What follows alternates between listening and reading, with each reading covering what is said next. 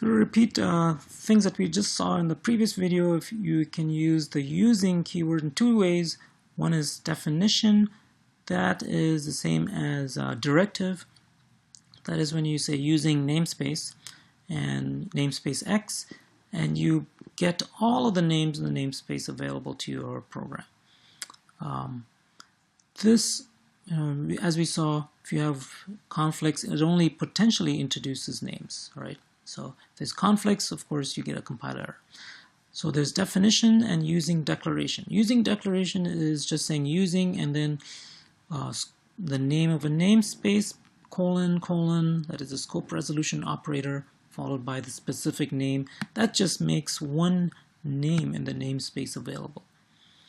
And so as much as possible, I think it would be good to stick to using declarations as opposed to using directives, because this potentially can give you errors, right? If you have conflicting names within two namespaces, two or more namespaces. So I would say, just like in Java, when we are supposed to only import specific classes rather than using the star. Remember the wildcard star in Java import statements means import all of the classes, and that's usually not considered a good thing, because it once again it causes name pollution. That is, you have just way too many names that you're importing. Okay, so we can qualify names that you can use the scope resolution operator. You can specify where the name comes from, and then that is the namespace, and then the scope resolution operator.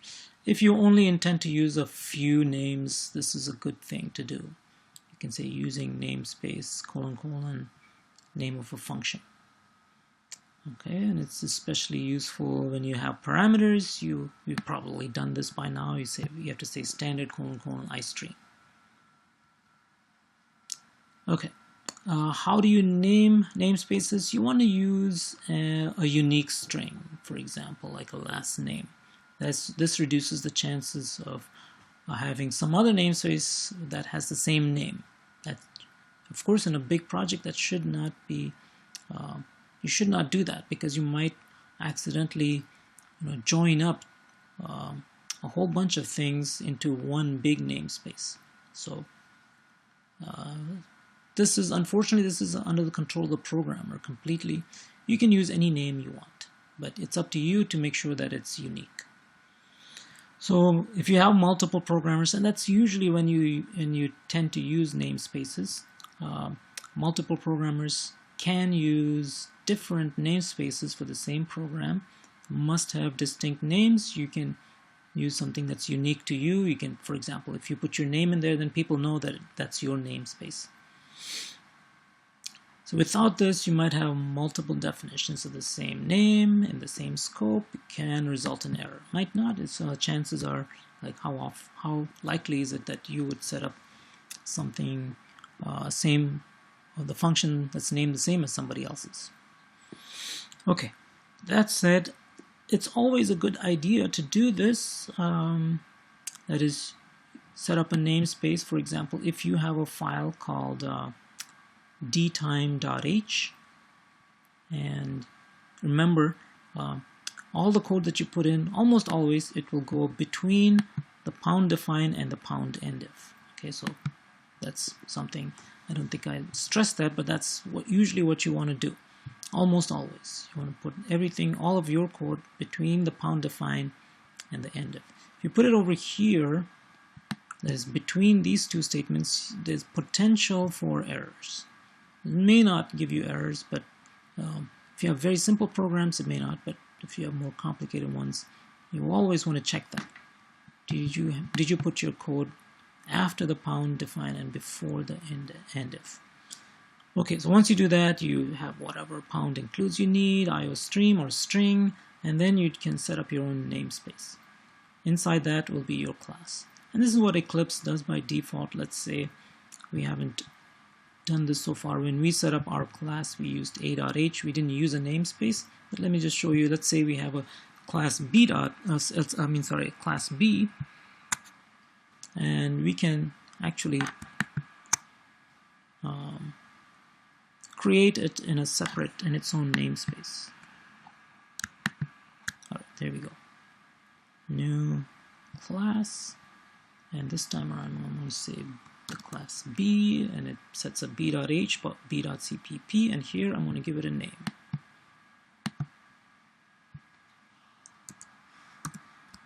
Very original name called MySpace. Almost didn't spell it right. Okay. So it does give you a warning saying namespace does not exist. A new namespace will be created. All right. So it said the class name is B, namespace. I clicked on here and it said MySpace. And it said it'll create one. And notice how this is different. This puts all of the code between the #define and the endif, and it wraps everything inside this namespace called MySpace. Okay, so now a.h and b.h are very similar, except that b.h has a namespace. And so we can use it here. We can say #include b.h. Alright, and so now we have access to that class. And now we can say MySpace : B, and I'll call this the B object. Let's just see if we can compile that. Save it. Compile it. No problems. If I neglect to say MySpace B, and if I do that, then I should get an error message. Okay, because this program doesn't know about this new namespace. And as we saw, we can use any number of namespaces. So you can say using namespace MySpace. Alright, and that should, once we use that namespace, we should take care of this error. Let's check it out. There it goes. The alternative would be to say using, and give it a use a declaration versus a directive, and specify which name you want to import. Compile this, and no problems. Okay, so typically when you create a class, you want to put it in some namespace. You don't have to. I think it's a good idea to do that. And actually, we will probably just end up using the same namespace for all our classes in a particular program. That's actually not that uncommon. Okay, so you can have multiple using statements and at the same time create your own namespace. All of those combinations are possible. You can also have unnamed namespaces. Why would you want to do this? Only to keep things local. This is the only reason. It's to make sure that it doesn't sort of names that you set up in a program doesn't somehow get some global variables don't show up in other parts of your program. This is a good idea. And the way you do this is you just say, oops, I don't see an example here, but all you have to do is say namespace. That's it. And it's not that hard to do. I am just going to do that here. So let's say we have all of this stuff. I'm trying to look for a good place to put this. I would put it, let's say here, namespace.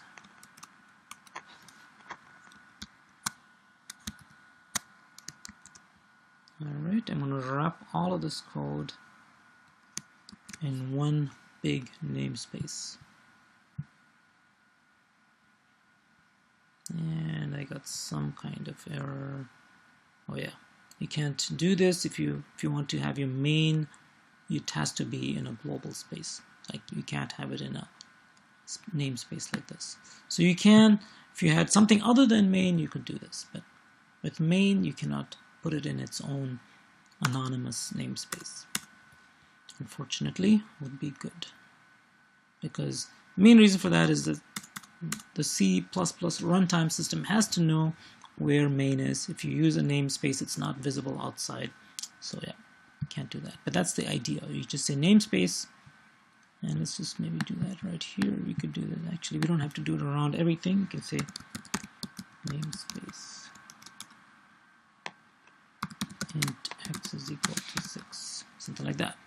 Okay, so that's an anonymous namespace. Okay, and it's defined but not used. Okay, so you have to do something with this. In our case, we're not using it, so we're going to be in trouble.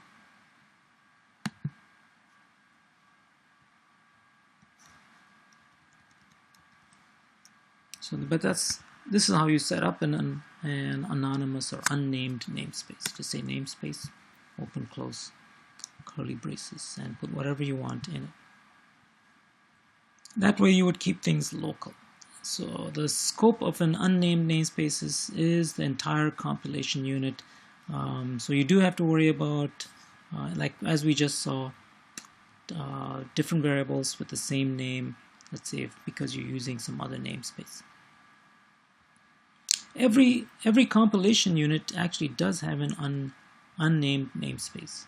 But if you want to have a main, you cannot have a main inside an anonymous namespace.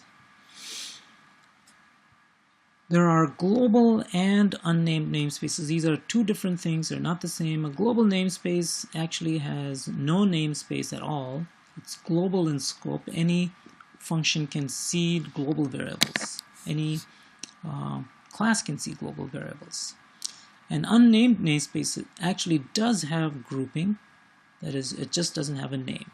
And all the scope is local. All of the things that you define is only local inside that particular anonymous namespace. You can also nest namespaces. That is, you can have a namespace one inside another. So for example, let's just do that. I think we have way too many here. All right, let's cut down on some of these. We have A. I think that's good enough. Let's get rid of all the rest. Okay, using a.x. Let's not use B anymore. Let's not use this B class either. All right, that's good. Nice and simple. All right, so you have namespace A. Now inside this, you could have another namespace B with int y is equal to 5. And if you wanted to use it, let me just get rid of this just so we don't need it. All right, so let me save this and format it to make it easier to read.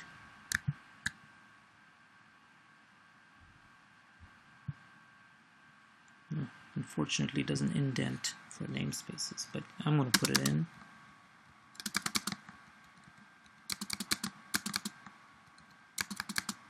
All right, there we go.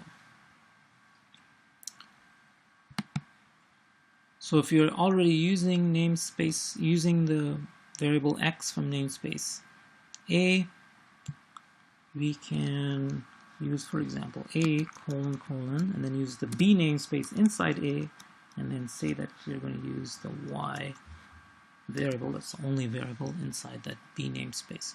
You can have any number of levels. I don't think there is a limit. All right, so then if you were to print this, if you were to print out y, it should print out 5. You run this program, there it is. There's our 5, which comes from here. This y was assigned the value from namespace B, which was inside namespace A. Okay, that's nesting.